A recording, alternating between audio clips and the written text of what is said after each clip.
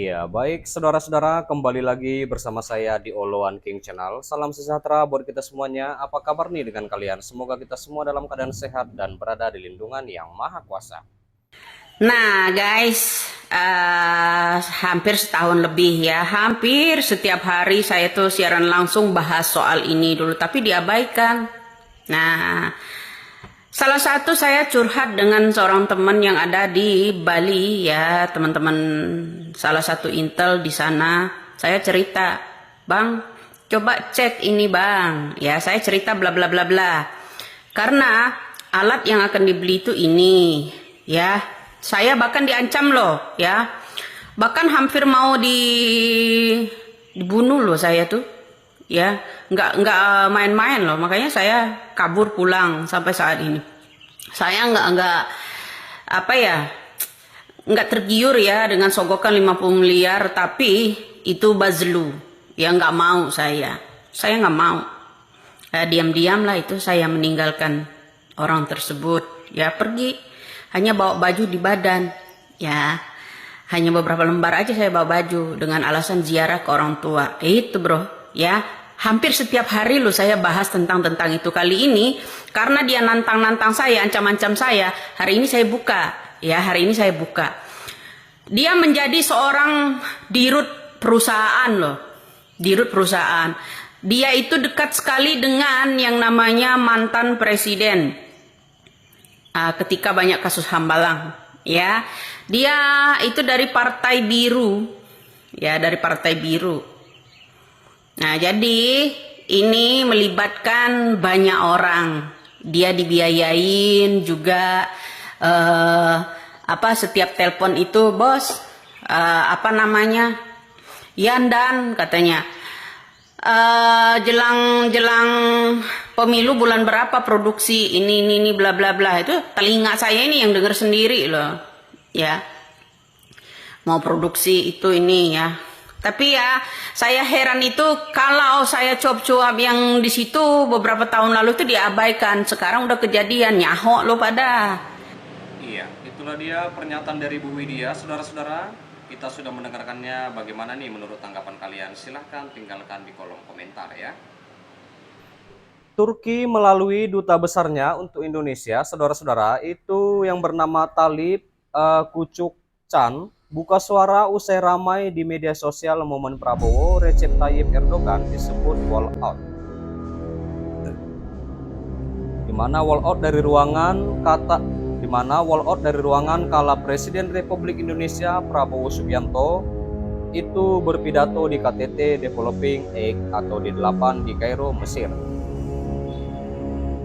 Dalam salah satu video yang beredar, saudara-saudara, terlihat Erdogan tampak keluar atau wall out saat Prabowo menyampaikan pidato di pertemuan puncak D8 itu yang digelar pada Kamis 19 Desember 2024, di mana Erdogan bahkan tampak terlihat menyenggol kursi Prabowo saat berbicara. Lalu, Kucukcan mengatakan situasi yang sebenarnya sesuai dengan yang telah dijelaskan oleh Kementerian Luar Negeri Republik Indonesia atau Kemenlu RI. Menanggapi pertanyaan Anda, saya ingin membagikan penjelasan berikut dari Kemenlu yang memberikan perspektif dan informasi yang tepat, kata Kucukcan kepada beberapa awak media di sana Minggu tanggal 22 Desember 2024 pada malam hari ya. Nah, lalu Kucukcan mengutip pernyataan juru bicara Kemlu Republik Indonesia yang bernama Roliansyah Roy Soimirat pada Minggu bahwa berdasarkan kebiasaan yang berlaku di forum internasional, masing-masing delegasi memiliki hak menentukan kapan ketua delegasi akan duduk di kursi delegasi atau meninggalkan ruangan. Sesuatu hal yang lumrah bahwa para ketua delegasi itu melakukan banyak pertemuan paralel pada saat pertemuan internasional, antara lain untuk lakukan pertemuan bilateral dengan ketua delegasi lain di ruang lain, kata Roy dalam keterangan tertulis yang dikutip oleh Kucukcan. Lalu saudara-saudara, beliau menambahkan lagi, yaitu Roy, jadi sifat keluar masuk ruangan meeting adalah hal yang lumrah untuk meeting internasional, termasuk di forum PBB. Roy menuturkan delegasi Indonesia tak bisa memberi komentar mengenai jadwal ketua delegasi negara lain yang mungkin tidak bisa hadir sepenuhnya di forum. Dia juga mengatakan Prabowo sempat melakukan pertemuan singkat dengan seluruh ketua delegasi menjelang dan setelah KTT termasuk dengan Erdogan. Khusus dengan Presiden Turki, bisa disampaikan bahwa kedua pemimpin lakukan pertemuan dalam situasi yang sangat bersahabat termasuk pada saat duduk berdekatan pada acara Luseon yang diselenggarakan setelah berakhirnya KTT. Lanjut Roy. Nah, sebelumnya itu kan saudara-saudara, media sosial diramaikan video momen Erdogan meninggalkan ruangan kala Prabowo tengah memulai pidato KTT D8 di Kairo, Mesir ya. Nah, lalu dalam salah satu video yang beredar, Erdogan tampak berjalan keluar dari belakang Prabowo, bahkan tak sengaja.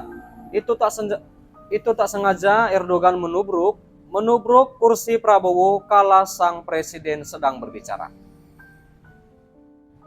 Berdasarkan video yang dirilis Sekretariat Presiden, memang terlihat sejumlah delegasi termasuk Presiden Erdogan berjalan keluar ruangan saat Presiden Republik Indonesia berpidato.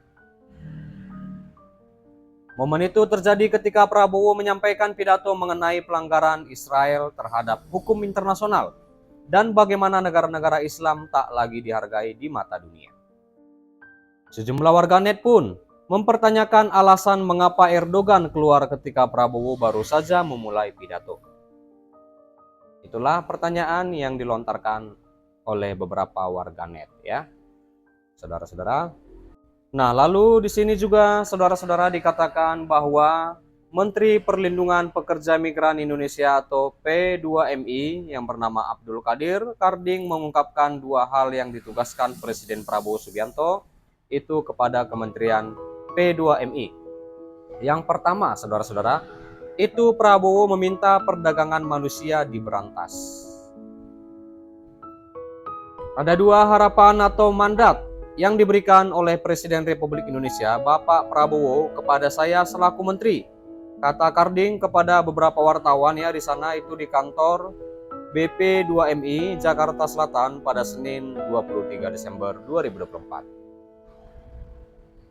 Yang pertama, supaya kementerian ini mampu meminimalisir tindakan-tindakan tidak adil, eksploitasi, human trafficking, TPPO, tindak pidana perdagangan orang terhadap pekerja migran Indonesia, itu yang pertama.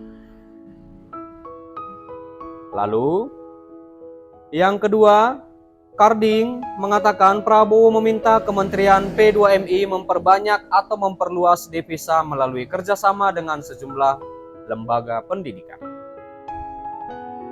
Presiden Prabowo meminta kita untuk memperbanyak remitansi atau devisa yang ada dengan bekerja sama dengan lembaga-lembaga vokasi di lembaga pendidikan tinggi maupun Disdakmen atau pendidikan dasar dan menengah.